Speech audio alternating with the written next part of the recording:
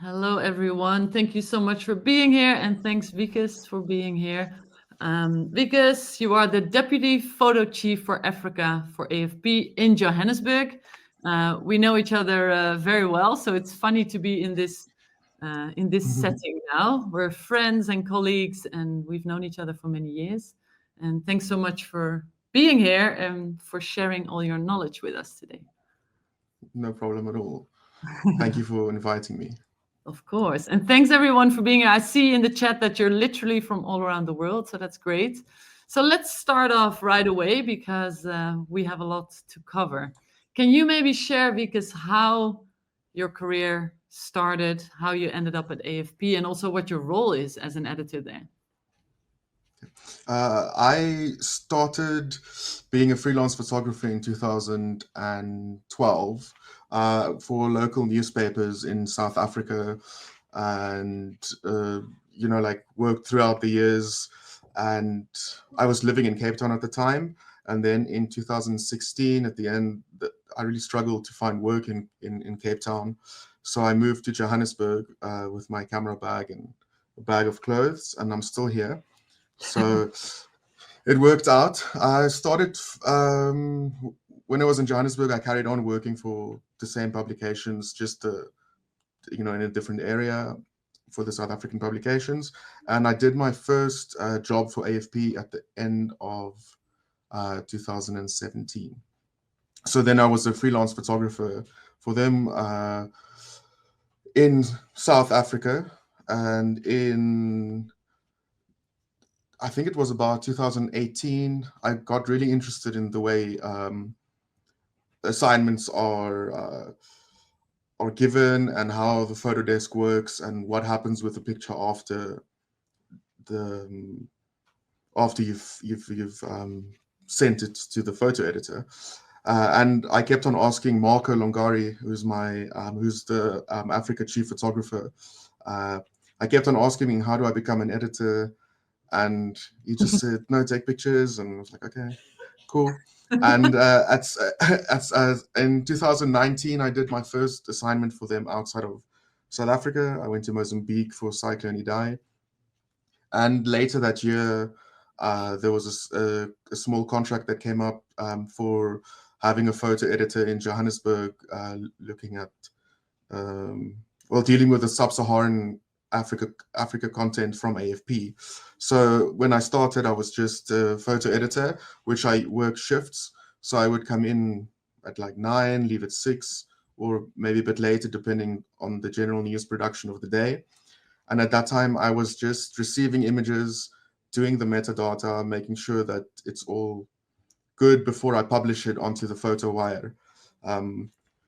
I will get a bit into what a photo wire is in a bit. I was going to ask. I was just wondering if everyone knows how this beast works, because AFP is or any photo wire, but AFP specifically is a total beast. So let me quickly explain that. So like all other wire agencies, we have bureaus around the world, and we have photographers, both staff and freelancers that we work with. And we provide content for publications to use, whether it's a magazine or a newspaper, online websites. There's the broadcast clients. So our pictures go all over the world to clients everywhere. For instance, the Citizen newspaper in South Africa is a client, and then the New York Times is a client, and everything, in between the two. So daily newspapers, weekly newspapers. So the content that we publish is not, it doesn't go out and it's not printed. It's online and people can use it within the context of the stories that we cover. So my role at the moment is to run the Sub-Saharan Africa photo desk I'm based in Johannesburg, but I've also been around to other regions to help out. But I, sometimes I assign stories. I make sure that photographers are briefed on what they need to do. Then when the pictures come in, I make sure that it's what we discussed, and I make sure that the captions are in AFP's format, because AFP has a very specific format within captions, and a good picture with a bad caption is immediately not a good picture anymore.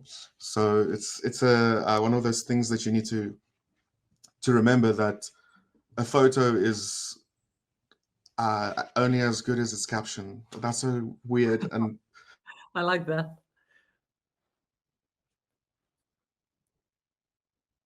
Oh, you froze. yeah, I receive the images and then I put them out on the wire, and then the clients can download them and use them. And then I do a lot of admin. I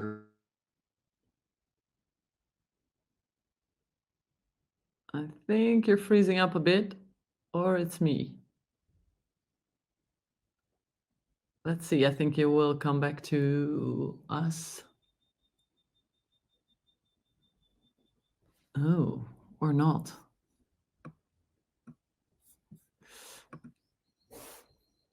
Oh, I think it's...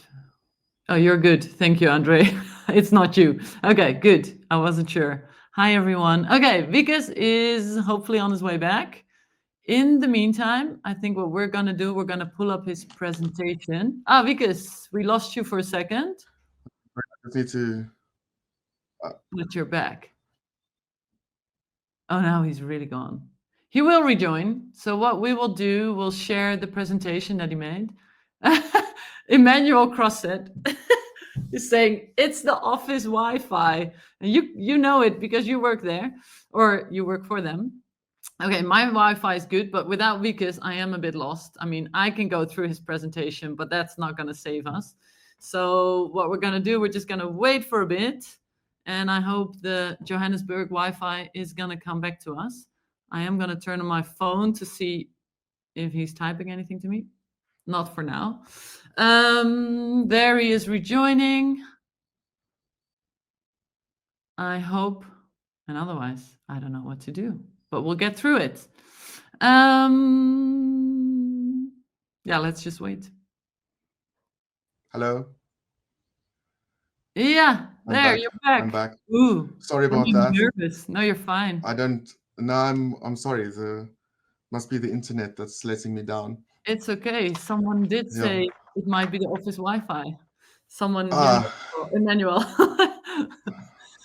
Okay, so what I did in the meantime, because we missed the last line of one of your responsibilities after you said admin, because that almost made me say, oh, admin, that's the worst, but maybe you actually like it. I don't know. No, well, I like spreadsheets and filling out the event forms that we have to do to schedule assignments and those kind of things. I quite enjoy those. Wow, you're special. So it's rare. It's basically I have to just make sure that everything is like all the other departments within AFP knows what we're doing, and we know what they're doing, so that we can coordinate publication times and keep in touch with photographers. Like also go through pictures, discuss it within the newsroom, and also have an understanding of what is happening around the continent and globally, because usually we cover breaking news. That's the main thing we do, but we also respond to breaking news from a different region. For instance, we have this. We can go to the first image. Yeah, let me do that. There. Okay, so Donald Trump he invited South African President Cyril Ramaphosa to the Oval Office, and they met last night. So we would send a photographer to go and photograph people from South Africa watching this discussion on TV, and it turned into quite I won't say a heated discussion, just a very like monologue from Trump, and they showed a very controversial video in the White House. So we knew that South Africans would respond today, so it would be good to have something responding to that event happening in the US. So we can. We'll start going through some images, and I'll not necessarily discuss the image, but discuss the context around the image and how it came to be that we covered this. This was Cyril Ramaphosa, a South African president, and Ukrainian President Vladimir Zelensky at the Union buildings in Pretoria. And this day was actually the day that Cyril Ramaphosa and Donald Trump had a call, and we all know what happened with Zelensky when he was at the Oval Office. So all these things are like kind of like connected in a way. And although these are separate assignments, at the end of the day, they still speak about a wider story. This is a raid where people looted a truck earlier in the day in Soweto, near Johannesburg in South Africa, and the police went and raided a hostel to see if people, to get the looted goods back. So there's a lot of these things happening on a daily basis across the continent. So we respond to what's happening on daily news so that we can keep the clients happy with news. So how much on a daily basis? Contact do you have throughout the shoots with the photographers? It depends. Sometimes they will already be somewhere and say that this is what they have. We usually leave them alone. We try and brief them before, because if we keep calling, then they don't have time to shoot. I mean, for instance, this was the previous image was they were demolishing houses in Kinshasa that was built next to a river, and a lot of people died during floods, and so they were evacuating the area around it, and this guy was carrying his window frame. He was like salvaging that. So in this case, I knew I spoke with Glody earlier in the day, and I knew that he was going to cover this, and he filed, at the end of the day when he was done, and I published the pictures. So, for instance, the next image of this as well, the photographer alerted us about a protest happening, and we said yes for coverage. And usually when we've worked with certain photographers for a while, we know how they work and how quick they will file. So we can anticipate when we will receive images. Of course, there's a lot of factors that influence this, like internet connection, how safe it is, distances they have to travel. It all depends on the situation of that day, and it's not always easy to send pictures straight away. We do also take pictures like live from the cameras, but that's something I'll get into a bit later. Do you usually check where images go? Like who publishes them? Do you check the newspapers the next day or online? Yes. When I come in the mornings, I usually look at all the front pages of the most important newspapers around the world and see who used what, and I can also like search photographers' names, or there's various different ways of following who used the pictures and how they were used. For instance, during the Gabon elections, the pictures that we're looking at now from Daniel and Now, they covered the elections from when the campaign started until the inauguration of the president. So it's also two photographers on the same story, but they don't shoot the same thing. They do different things. and they communicate with each other so that it's well, that we don't receive exactly the same pictures, because it's not very useful for us to have two pictures of the same thing. So do So people in throughout the day also, sorry, do people throughout the day also just send you stuff like, hey, there's this riot here, can you use this? Or you yes, so we get pictures in after photographers have taken them, but it's usually only for like breaking news stuff and not events planned as an inauguration. We'd usually assign a photographer in that case. Another way to tell stories is to also make combos of pictures that is in our archive from when when Nguema took office after the coup in Gabon, after Ali Bongo's family was ousted. Well, not his family, but he was ousted in a coup d'etat, and he became the military leader, or like the interim president. And he would say, he said that he would give it back to civilian rule. And now on the right image, the image on the right, you can see that he's dressed in clothes that we see other political leaders across the continent when they campaign. It's this very similar look. So it's also very interesting to see that they do similar things, but there's like small difference in nuances of how they move, and it's all very, you know, this in itself tells a story. So it's not necessarily, you don't always tell a story with like fresh images. You have to also use archive images or file images that's been done in the past. And it's also a very good thing to go and look at what's out there. If you cover a news event or a feature, or if you have an idea, just go check if someone's not done it before, or so that you don't copy what they do, and you don't have the same, exactly the same idea. You need to have your own unique original ideas.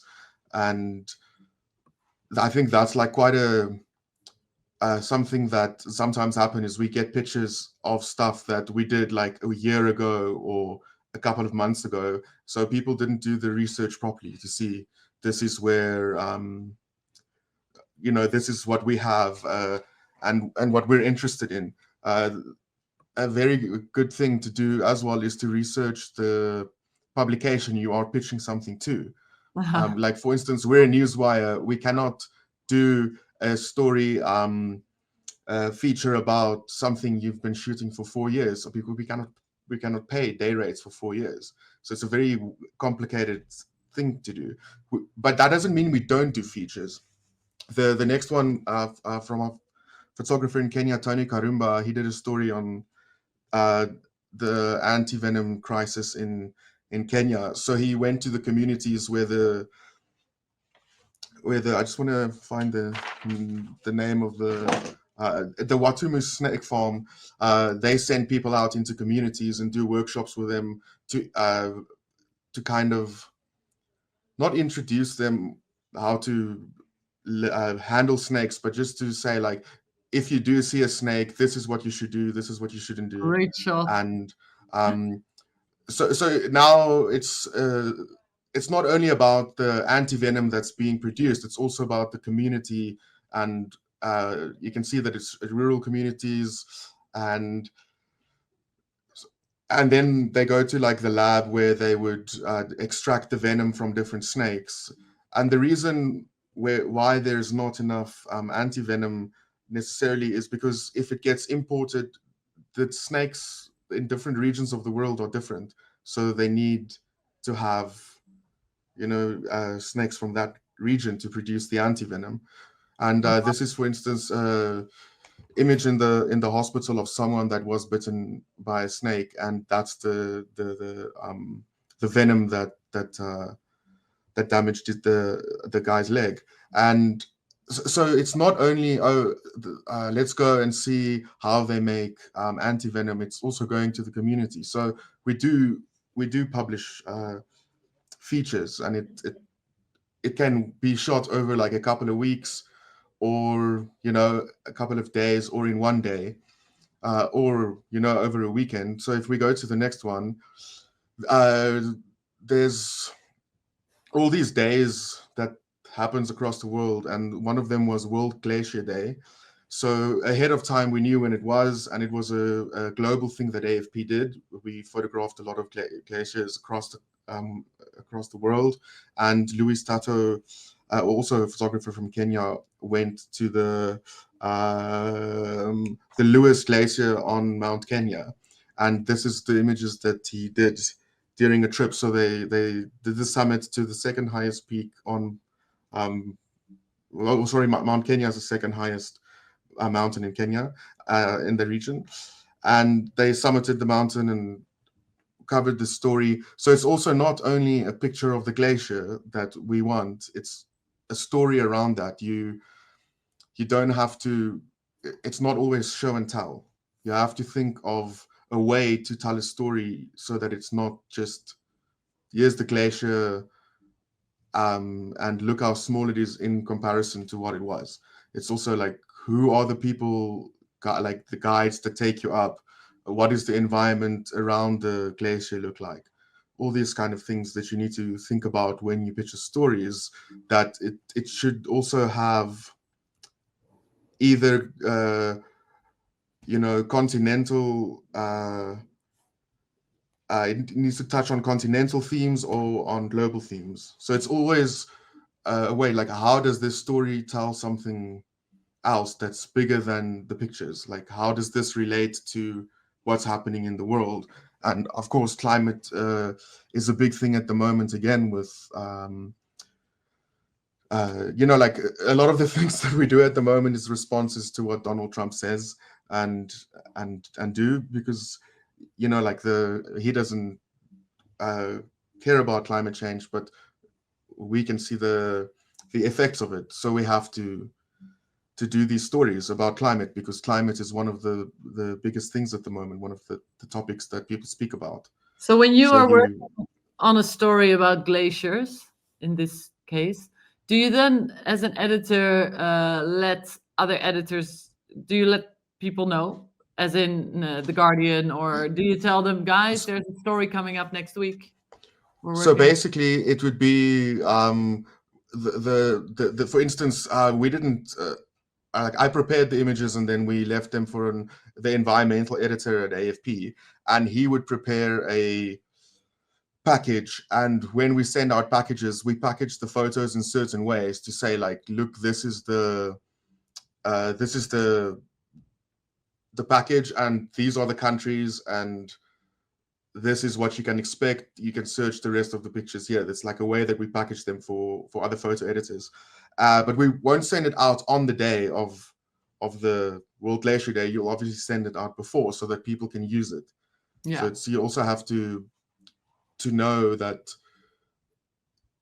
when to send the pictures. Like breaking news, of course, immediately, but you also need to plan how you send other stories, and also the way that we do tell stories, like it's not always based on what you see and you follow things. It can also be told in like portraits. So the next series is by Marco Longori. He went to the Benin Voodoo Festival and did portraits there, and it's, of course, like all the people pose for portraits in these images, but it's very calculated.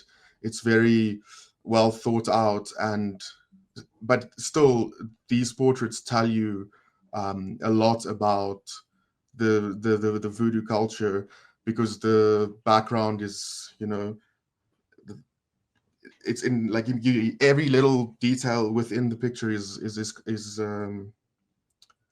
what's that word? Sorry, my English is disappointing me now. It's considered, like every small detail is considered and tells the story. So does AFP, let's say this story of the Voodoo Festival in Benin might have had 12 portraits. Do you sometimes tell clients that a series has to be published in a certain way? Like, you can only publish this as a series or only in the context of this story? Or are there any restrictions on some of the images, or do they just go onto the wire and good luck? So most of them just go onto the wire, but we have this this package we call the reportage, where the photo editors will package everything nicely, and on our AFP News website, where the content is available, if you click on a certain story, the video and the text and the photos all come up. So it's all about how we package it and how we publish it. The other editors will still choose what they want, but they will be able to see, oh, this is this is how we published it. So, but we don't say, there's no like restriction, you have to use this picture first and this one last. No, we don't do that. There's some stories that basically you have to say that this is only for that story written about, because if the pictures get used as archive pictures, they might get used out of context. So there are the editorial restrictions and small restrictions that we add onto the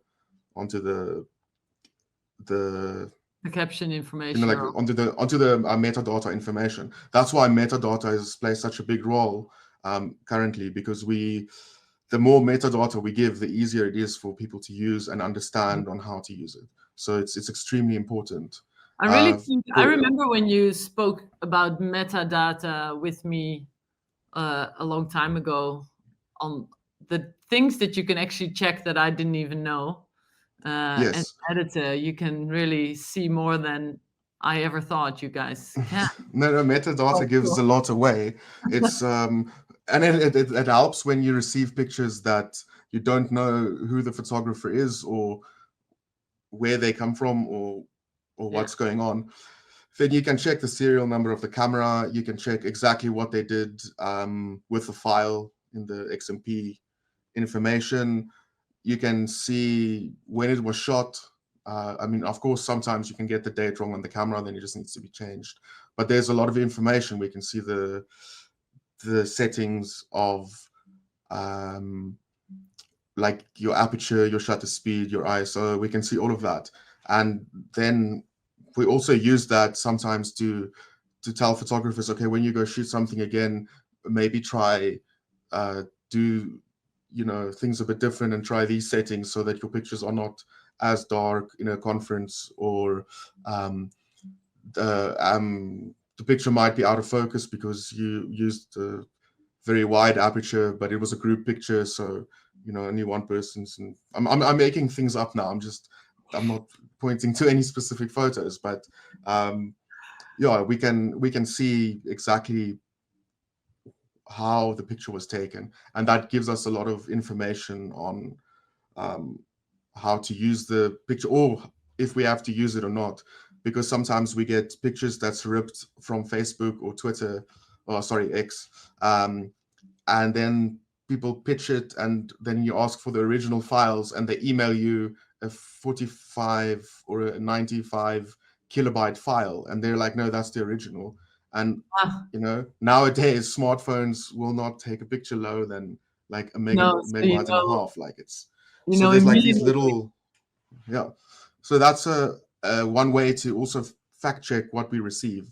One way of like making sure that this is not something that happened 10 years ago, or in a different country or in a different region. Okay, so everyone, keep that in mind. Yeah. So with the sports coverage, the main thing here is the live filing, and so this is full photographer based in Johannesburg, and he files straight from the camera. So we have these Wi-Fi devices, and he plugs it in, and we set FTP settings. So as he shoots, he voice tags it and he sends it our way, and I will prepare the captions ahead of time so we can get these images to the clients like within under a minute, depending on how strong the connection is, and it doesn't work in all countries because the Wi-Fi is not always available, and the cameras aren't always ones that can fire live. But the cricket images, you'll see now, the sports pictures are always moments like looking for. It's not always about the action, but also what happens after the action. So it's very important to. So are you then, as an editor, literally doing the Photoshop editing? Yes. So basically, I receive the picture and the voice note. and he would say South Africa's number 4 jumps to hit the ball, and then I will already have that name typed out and the action. So I use shortcuts to fast track the captioning and publishing. So while the match is on, there's a feed to the clients so that they can use it on live blogs, or, you know, as soon as the trophy's lifted, they'll have it like within a minute or two. So it's a very quick process. And we do it for breaking news as well, which is like, I love editing sports because it's like a rush and you have to be quick and accurate. So there's no time to make errors. It's just, you have to be on it. Quick and yes. on it. I think what we can do is we can go like quickly through all these sports pictures. And sometimes, you know, when there's like fights between the fans, this was also sent to me very quickly because after the match, the two teams clashed. So then you think you're done, and you're kind of closing your laptop or whatever, and then all of a sudden it's like, oh wait, there's more. Yeah. Your night has so the photographer, in this case, the photographer called me, Phil called me and said, don't pack up. There's some fights. And then he sent it from the camera again, and I can caption it and send it out. So you have to have your eyes on the back of your head as well when you do sports, because it's not only about the action, it's about everything around as well. And guys, I see a few questions coming into the comments. Please feel free to put questions in there, and then we're gonna get to them in the end, if that's okay. Or actually, maybe it makes sense, because this is a specific sports question, to actually pull one up now. But that one has been answered. Who does the writing? So that you kind of pre-write. Oh, yeah, no, that's put in the voice note. It's like everything. You can do it in Photo Mechanic. It's called code replacements. So it's a very easy thing to do to set up. And it's not only for sports. We use it in politics. We use it.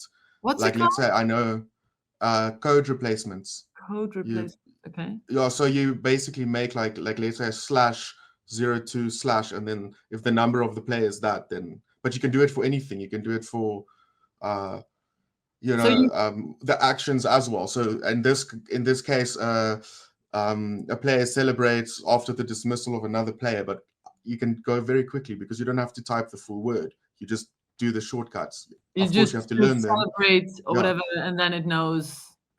Yes. Wow. Okay. So with the sports and those, sorry. I'm gonna start sending my pictures to you so you can edit them quickly and make a good caption. I never heard of that code replace. I always just am typing away and it's slower. No, you can save a lot of time with code replacements. It's like it's as important to prepare for an assignment as it is to do it, because you know that you have to deliver it very quickly.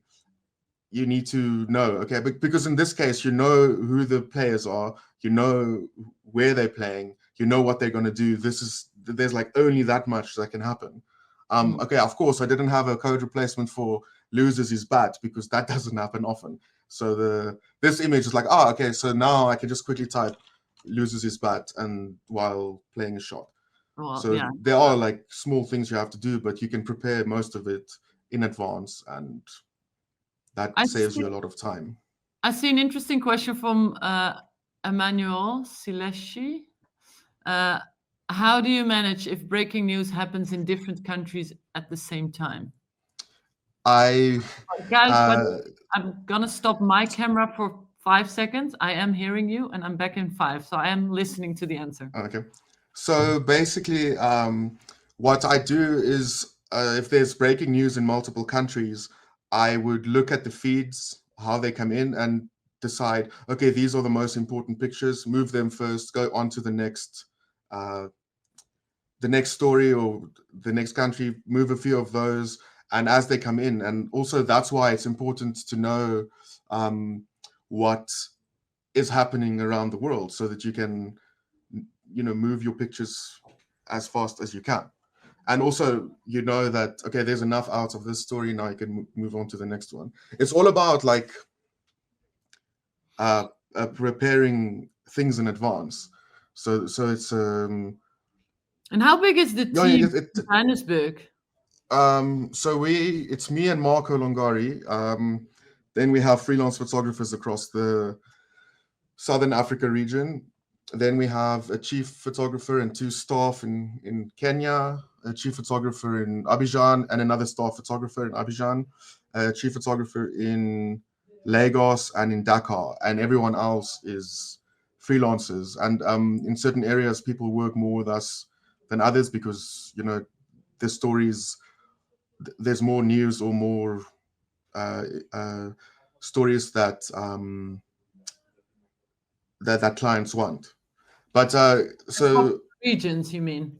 Where sorry, from well, is that? it depends on, like, for instance, news in South Africa is quite important at the moment, especially related to the Trump visit, but also when there is, how can I say,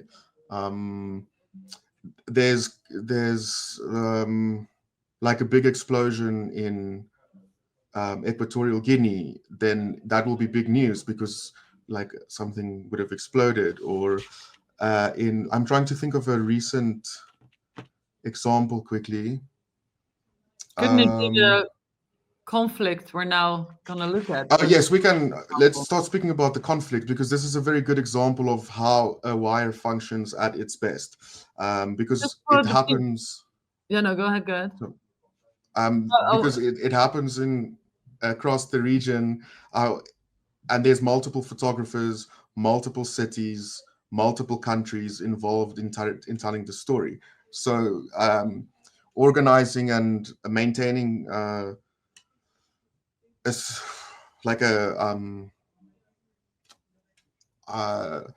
like an umbrella of images is in this case it's very important to know what the other photographers are doing as well. So communication is key between the editors and the photographers that work on the story. So for instance, when the people were fleeing, when the M23 started pushing down towards Goma, people started fleeing from Minova, and these are the first images we received before, you know, like people leaving their homes and bringing what they can to flee the conflict. And the photographer Jospin, based in Goma, sends us these images, and we publish them. And as the story progresses, it's, you know, it the way we work changes according to what happens. So, for instance, I think the next image, yeah. So this is still when the Congo, the DRC Congo soldiers were, you know, still in town, but people are already fleeing. You can see that there's something happening, and he will cover what's going on there. And then before we continue, I want to say there are a few quite graphic images coming up. I just want to tell everyone that's here.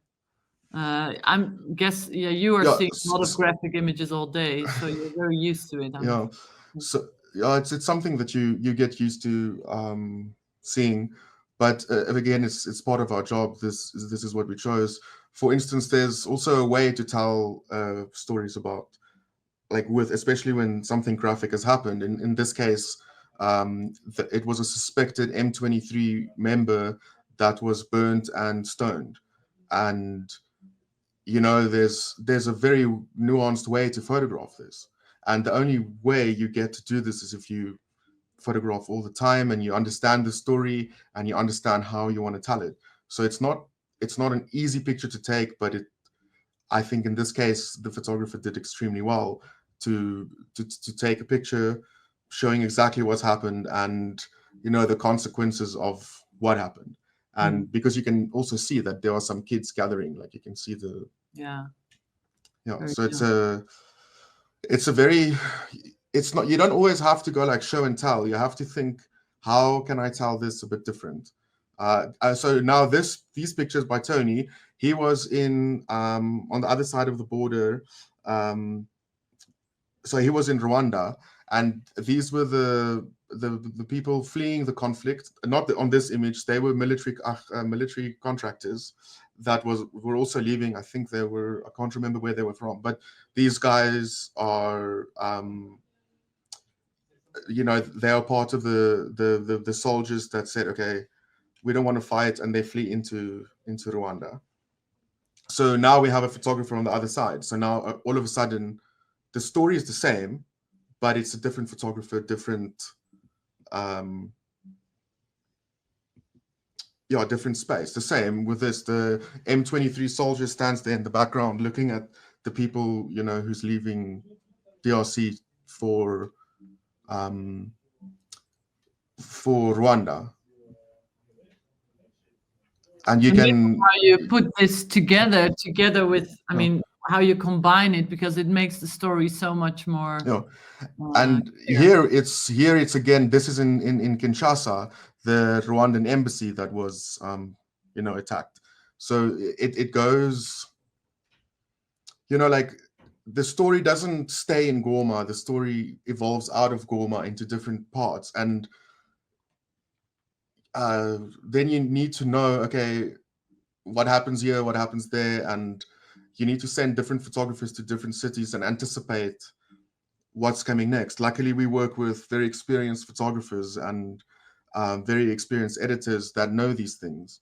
When I started, I had absolutely no idea what was happening. It was always like really complicated to go like, but how do you know this? But because we, are up to date with the new, how the news works and how things are like between countries, it's easier to navigate how we do the coverage.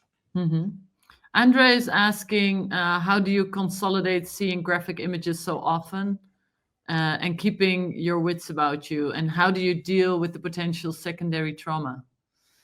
I have a very good psychologist, and there's like we have a in-house training at AFP that they got a session especially for editing violent images. So we did a workshop on how to deal with like looking at violent images on a regular basis.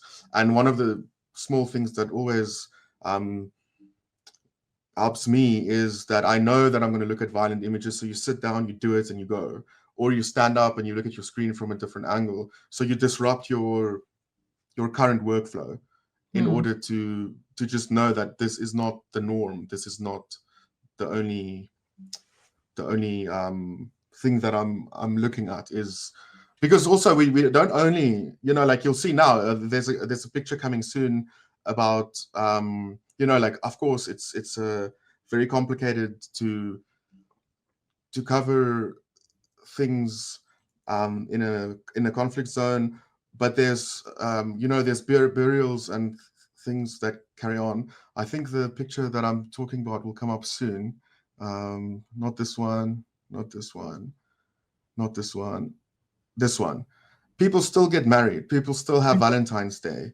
Life goes on. It might not be under the best circumstances, but life carries on. And it's very important to do these kind of assignments within the conflict, like while it's happening, because you need to show that people still love each other. People still get married in groups. It's really when you get images like this, it's really beautiful. Like it's like a small break, it's like, okay, now we can carry on. I think really with these kinds of pictures, it also humanizes people a lot. Daily life, I just love daily life images like this because they show what humanity is, and the other images are very important to show as well, but they kind of show what humanity can be at its worst, and this just shows beautiful life. Casey is asking, how does the photojournalist stay safe? Does working with AFP provide additional protection or access? So most of the photographers that we work with in conflict zones have experience in conflict zones, or they live in the city that this is happening. There are a lot of the freelancers that we work with that has undergone the training, the hostile environment training, and for instance, we will not send someone that's never shot a protest or never seen anything like remotely close to conflict, to a conflict zone, because that's like we make sure that when we do send people, that we have security measures in place. We provide them with security equipment. We make sure that they have a, like that they don't stay out after dark and, for no reason. We make sure that they have a safe place to stay. And it's not necessarily adding additional protection, but it the way that we organize and set these things up is that extra barrier of security, I suppose. And also we work with a consult, like we have a security consultant in Paris that we work with, that we have to clear certain assignments with. Marco is a very experienced editor. He's covered things all over the world. So, it's not like a very quick decision. These things are taken very seriously. And if there's like a chance that things will go wrong, we tell people not to go out, stay in. It's like you need to remember that your life is not worth a picture. You need to be safe at all time. You also need to know that when you're not safe, you need to tell the editors and tell the people around you. Also, working in groups is of course better, so that you're never alone somewhere. You have to know that there is a way to get out of the conflict. Or like either you can call someone, someone can carry you. You have a vehicle, so you have to again prepare in advance for these kind of stories. Yeah, I think freelancers, the fear can be that they take bigger risks, right? Because they're freelancers. Yeah. They really want to get literally themselves into the picture, seen by editors. So that is a bit of a risk. But it sounds like AFP is taking good care of people. We there's like quite a rigorous process before we decide to send someone into uncharted territory. It's not just like, go and speak to you when you come back. It doesn't work like that. It's a very serious process, and we take things very seriously. Yeah, I know you do. Let me just see. Yeah, that's a really lovely question that I have wondered myself about you. How do you manage your previous life as an acclaimed documentary photographer? It's not a previous life, you still are, in my mind. Like, your work is really amazing, your photography. But how do you manage that and mix it with your current life as a photo editor, notwithstanding the economic demands on one's life? That's Jiva. He was, when I started out as a photographer, he was one of the people that helped me a lot. I remember him once saying to me that when I started working for a newspaper, he told me, do not become a one-picture photographer. And I will never forget this. So I understand the question completely. I still work on my own assignments on my own time. And sometimes, when I go and photograph things, which is not very often anymore because I'm on the desk mostly, I still look for things that I'm interested in and that can add to the body of work that I have. But most of the things I shoot now is on my own time when I'm on holiday or away for a weekend or something. Also, I've realized that I am much better at being an editor than being a photographer. So it was also like it took me like a few years to get to this point where I'm better at this than taking pictures. And this is what I want my career to be. I want to be a photo editor. I don't want to be a photographer. It's nice to go and take pictures every now and again, and I love it. I will never not love it. But as a job, I prefer to be an editor because you get to collaborate with so many people, and you learn so much from the people that you work with. It's not, because you deal with people on such a often like a regular occasion, you get to know what photographers will send certain images, and you'll know, okay, this photographer will spell this word wrong always. Like it's like you pick up like small things like that, and it's a it's an interesting relationship that you build with the people you work with. It's fun, sometimes very stressful, but also at the end of the day, you need to understand that everyone has their job, and we work in a very stressful environment, so there's a lot of tension. But you need to also know how to deal with that tension and know that, yes, I might say something like now that might not be nice, or like give you constructive criticism on your work, but 5 minutes later we can speak again. It's not that I'm gonna be angry now for forever. But also, you need to also understand that if it's a constant issue and it keeps on happening, then like somewhere you need to come to a compromise. So it's a very difficult territory to navigate, but it's a fun one. I really feel you're a born photographer, so I hope you keep continuing doing that, to be honest. But as an editor, people, I mean, you've never been my editor, but I know you quite well, and I know the way, for anyone that's working with Wikus that is here today, I think all of you know that he really, truly, deeply cares. You will not sleep if one of your photographers has like an issue of some kind. He'll be awake at night. And I think it's quite rare how much you care about the well-being of your photographers, about giving them the best advice to get the right picture. And it really shows, I think, from what has been coming in through AFP in pictures. It's a big team effort. I think I learned how to be an editor from extremely good editors and people who really care about our industry, about photojournalism, taking it to the next level, making sure that the work quality and the work standards just keep on increasing, and not being happy with good enough.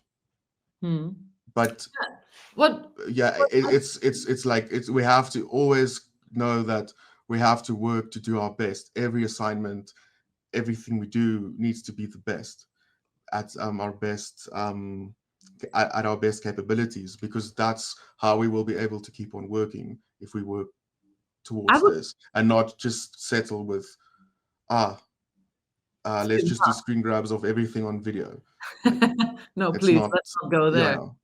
I do think, so I think it's the difficult part of this job. Well, I think many things are difficult in being an editor, but also what I would find very difficult is to tell photographers, sorry, I don't think you really got the right images here.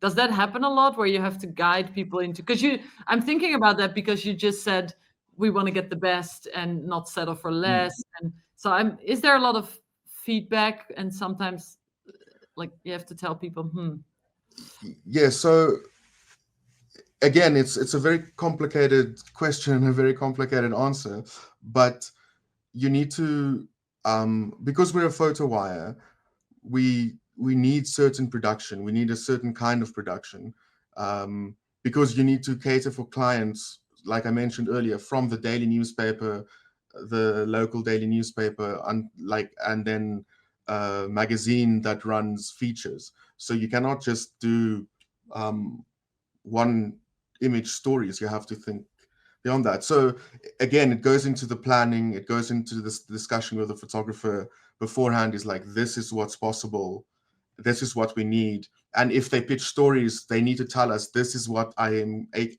capable of getting, this is what I am aiming to get, but these are also the risks of not getting what I am proposing, so that we know if we take on an assignment, that there is a small risk that this is not going to work out. It's a very important thing to remember when you do pitch something. A lot of people send us links. I don't know what to do with the link. I click on it, but then I read someone else's story and see someone else's pictures. If you pitch something, you need to say, this is the story, this is the idea, this is how I want to do it, this is why I want to do it right now in the current state of the world. This is why it's important, or this is why it's interesting. And then say, these are the things I want to get, like A, B, C, D. You don't have to make a list of pictures, but like in general, you know, like a general like theme of what you can. And also, like, what is the cost involved? Do you need to travel? Do you need to stay in a hotel? Because those are also things we have to consider before saying yes to assignments. We have to look at the financial aspect of it, if we can actually afford to send someone. So can people who have not worked with you before also reach out and pitch a story to you, or is AFP kind of? No, it's I mean, of course, we have our regular freelancers that we work with in countries across the sub-Saharan Africa region, but we also do get pictures from photographers that we've met at a photo festival, or someone's introduced them to us, or, you know, we have had a couple of cold calls where we took the assignments because they were really good. They were very well presented and very well explained, and the photographers delivered. And some photographers don't want to shoot breaking news. That's not what they like doing. They just want to do features. Other photographers just want to shoot breaking news. Other photographers just want to do sports. So it depends on who you are as well. And you also, I'll go back again to this, is you need to know that who you pitch something to. Remember, we're a photo wire. We work in a very specific way. So if you did a story for instance, let's say Ilvy's Born Free story, if she's been spending, I don't know how many years on it. 18. Yeah, so if you come to me now and you've not published anything and say, like, look, I've got 18 years worth of work, can you put it out? Like, no, we cannot, because it's not how we work. It's not for us. We cannot. What you want and what we can offer, or what we want and what you can offer, is not the same thing. So you need to know that the stories you pitch need to fit in within a certain scope of, this is what the wire needs and this is what AFP wants. So it's yeah, do your homework on exactly what it is that you want to pitch, because it's never nice to say no to a pitch. It's never nice to do that. But I also have a job to do, and I also have to be very critical and very structured, and I need to know what to take and what not to take. And yes, we do make mistakes. We do drop the ball sometimes and say no to things that we should have said yes to, and vice versa. But that's how you build a relationship with a photographer. You know, because also you don't want to always go like, no, this is what I need.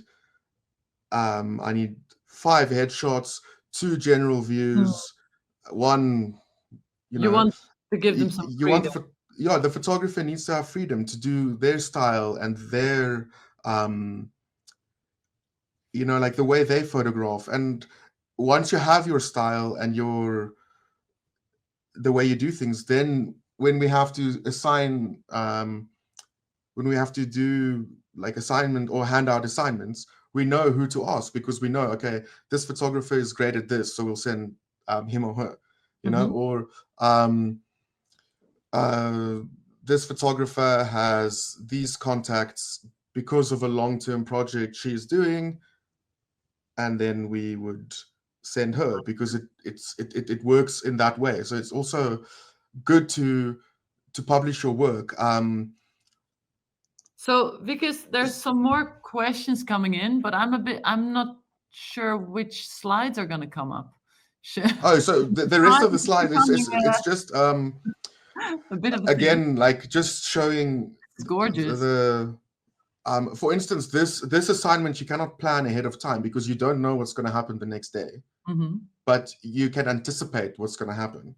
And we have photographers in different places, so we know, okay, this is kind of what they're going to do, and their feedback to us from the field is super important. Because if I tell them, okay, go and photograph a burnt bridge, maybe there's no burnt bridge, you know. So it's also, you need to trust your photographer on the ground. To be honest, I would say I don't do wire things anymore, but I used to. I think that was and that's literally 15 years ago. So whatever I'm saying now is old news. But I think one of the most difficult thing was editors sending you to very specific, go photograph the burning bridge. And then you say, there wasn't one. I've had it at the World Cup in South Africa, actually, where my editor said, photograph the orange crowd from above, get into a helicopter. I got into the helicopter. There was no orange, like Dutch people wearing orange at all. There was no one. And there were maybe 5 standing close to each other. And he was like, yeah, just crop it. And making things that aren't there, and you do see that with editors, but I'm happy to hear you're saying we send you out and you are the eyes on the ground, basically. Sorry, I think I lost you there.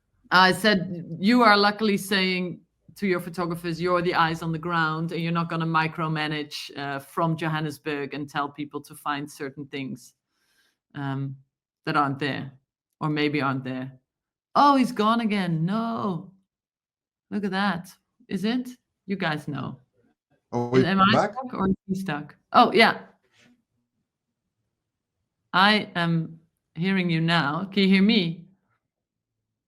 Uh-oh. It is, I think, his internet again. Okay, I'm just going to wait. Okay, guys, I do see your questions coming in. We are going to get to them. If he gets back. There he is. And I think I'm going to start with the question from Marina, although I haven't read it yet. But hello, you're back. You're back. Marina's question. We live in an age and world that seems to prioritize violent images. It seems like we are getting this anesthesia. Did I disappear again? You did, to them. Yes, you did. But we now are at Marina. Sorry. How important do you think it is to increase coverage of stories that give hope and show the human side of a very inhuman world? Kind of the solution-based journalistic stories. Do you feel there should be more room for those? Thanks for the good question, by the way, Marina. Look, I think that there should be a way of telling stories where hope is shown. I'm not saying that we should only do stories about stories that give hope. It's the stories we do, we need to factor in the coverage that this can also be something hopeful if it's done in a different way. For instance, coverage like the conflict that we just looked at. It's sure there's a lot of violent imagery, but there's also there's also images. For instance, the image on Valentine's Day. You need to look out for those images too, and that's why you don't stop covering something when the violence stops. You go and it's like, okay, how are people rebuilding? How are people, moving on? So I think it's important to tell a story as it is, but of course be open to the solution as well, and not stop the coverage there. Because at where the violence ends, it's always, and that's the nice thing about having photographers in different areas in different countries covering the same topic, because you have access to a broader story. You have Yeah, access see, to to see multiple the voices. story from all these different angles, photographed in different ways. I think you really get another sense of what the conflict is about as well, and see the human side as well. It's more, it's a bit frustrating now that I see how broad the coverage on this was. Is that newspapers then, of course, which totally makes sense, use 3, 4, 5, 6 maybe images. But I would love to the see nice like a lot more. Like so I had a lot of fun putting this together, because usually, like I said earlier, is I just put them on the wire and make my small packages. Not my packages for the photographers. But it was really interesting to look at a coverage as a whole, and not only as a photographer, and then putting them together and see how the story unfolds over a couple of months. And it's not something that, like, layout is not something I do. I don't do like, oh, this is the first picture, this is the second one. This is not the kind of editing I do at AFP. But I personally like to make things. Like, I like to bind books and, put pictures together, and I would still love to edit someone's book one day.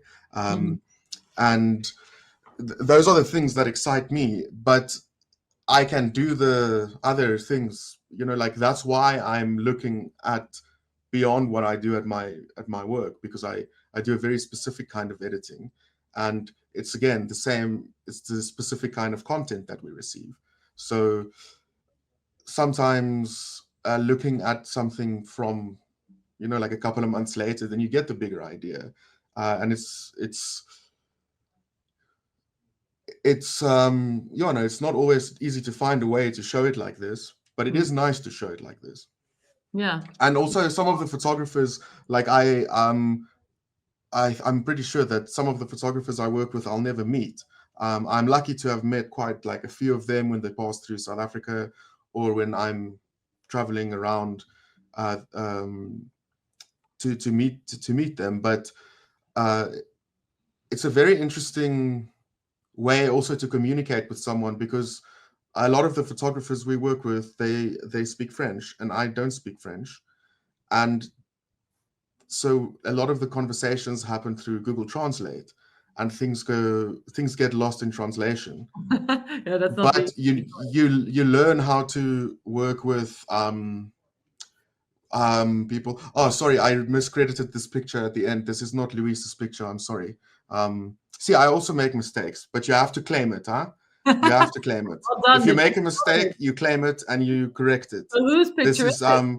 This is Jospin's picture, the Jospin Michwa. I am not sure how Luis's name ended up on there, but Jospin. see, now everyone knows, if you make a mistake, you put your hand up and you say, I made a mistake, because we all do.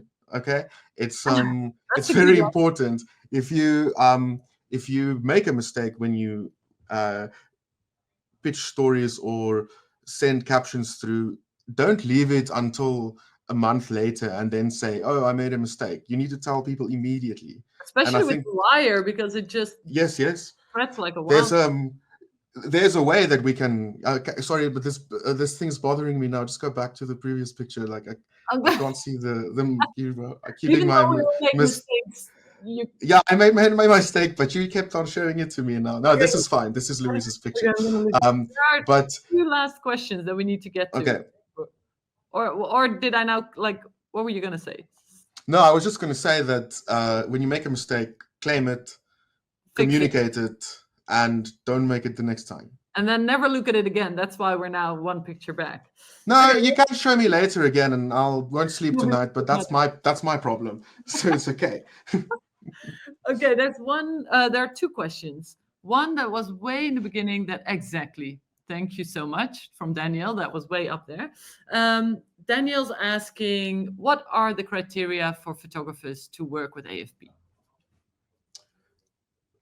If you have a camera and you can take pictures and you know how to pitch a story, and it is something that is interesting for the Wire, then that's the criteria.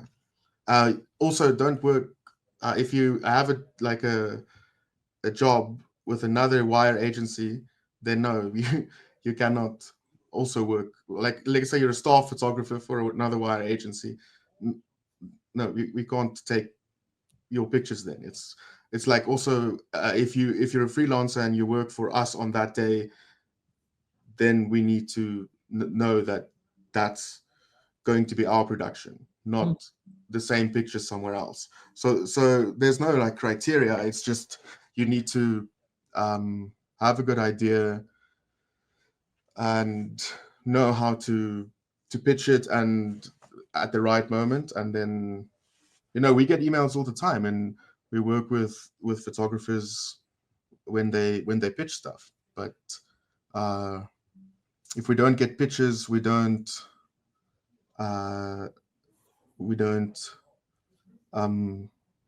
commission stuff because we don't know. I see. Thank you for answering that. So people know how to reach you. They saw your email address. They know they need a camera, not work for other wires, know how to pitch a story to you. I actually thought Andre had a question. There, but it's actually a cool story. It says, when I first met Wikus, his first words to me were, "Oh yeah, I know who you are. I edited your photos." He remembered me from when he was covering in another country. I had absolutely no idea of this, and that was very telling. If there is anyone who cares and remembers, it's him. And I agree very much. Yeah. I was working in Los Angeles at the desk for a month, and he was based in Canada, and he sent pictures of a storm. So I remembered his name, and then he reached out to us when he was when he had a brief stint on the continent, and I met him at Visa Pro Limage last year. So it's like these things flow into one another, and it's great to meet people in unexpected ways. Yeah, which is, I think, the nice part of being an editor, because you get to meet everyone. Okay, there's 2 questions coming in. I already said that we had 2 last questions, but I think no one's really going to get very angry if we go over time. Maybe someone is, but we won't know. So we're just going to do it. These are the 2 last questions. Sorry, for now we have to close the questions. The first one is from Verity, right? Sorry, I don't know how to pronounce your name. I'm so sorry. Fitzgerald, and the question is, how do you think your role as an editor has changed since you've been an editor in terms of the evolution of how news is consumed? Verity, why are you asking me difficult questions? I also know her. Because I'm going to ask in a short way, because we can't go over time too much. But I just love the last 2 questions that came in are really good questions. So let's do it. Okay, so I'm way more critical when I look at news now. I also have to know a lot to know the side stories, but I do focus on what we as a wire agency do, and that's kind of the news that I follow, is the way it works. But I do still love to read like a long article and look at a photo essay and things like that. But it definitely changed in terms of how quick the output is, because I don't always have time to read long essays and look at long photo essays. It's changed, but for the better, I suppose. But every now and again, I go back to the way I used to consume news. But I consume a lot more news than usual. Thank you for that. I hope that answered your question. I think it did. For me, it did. I hope also for her. Annette Lofi, the question is, how did your work change over the years? Well, we kind of heard that now. Did artificial intelligence have an influence on editing? Oh, I'm very curious about that, because... Yes. So, of course, artificial intelligence it needs to be, treaded around carefully, but also it needs to be used in terms of making the editing process more productive. There are, I mean, facial recognition for one. There's that will change the way photos are captioned in the future, I think, because I think it will just pick up who's in the picture and put the name there for you. So it is, at the moment, it's not made like such a big influence on the images I receive, because we can't use AI in images, of course, but I'm yet to discover how artificial intelligence can help me in editing. It's not something that I've looked at, but I think instead of being scared of the AI possibilities, of course, we need to always have our eyes open wide to spot AI images, but there's a different side of imagery. There's a side to it that can increase workflow. So Absolutely. yeah. I've actually used it and tested it in the last year, and some of the things when it comes down to editing, I've realized that AI can do a much like clearer job at times, depending on which images. I've been amazed. I thought I was a pretty good like toning and editing, but I've really learned a lot from working with AI. Of course, within all the journalistic limits, and there are many. So it's quite basic what I'm now using, but I think our workflow very quickly will change even more. I don't think we can even grasp it now. Especially the metadata on images. The like when I say streamline, like it's strange, because when I think of streamlining my production, it's writing metadata, because that's like 75% of my job is writing metadata onto pictures. When I handle a picture, like not my whole job, but when I get a picture, 75% of it is looking at the metadata. So that's the only thing I can say in terms of AI. Thanks, Wikus. Thanks, everyone, also for all your great questions. I see there's more coming in, but we really have to stop. We went overtime quite a lot, which I loved, because I really... Sorry. No, I really like this discussion, and I love all the things you say. And also, it really, really gave me a good insight on what AFP does and how you guys do this. For anyone and everyone that's here who wants to pitch a story to Wikus, I think you're very open to receiving ideas. His contact info is right there. And yeah, I'm very thankful that you wanted to do this. And I hope that everyone can join on another one in the future, on one of our next episodes. Thanks, everyone, for listening. And thanks, Wikus, for sharing so much. It was lovely. It was lovely speaking to everyone as well. Thanks for listening to me, and sorry for the few glitches in terms of my connection. Hey, we survived, and it's not easy sometimes with Wi-Fi there. I learned. Thank you. Thanks, everyone. Bye-bye.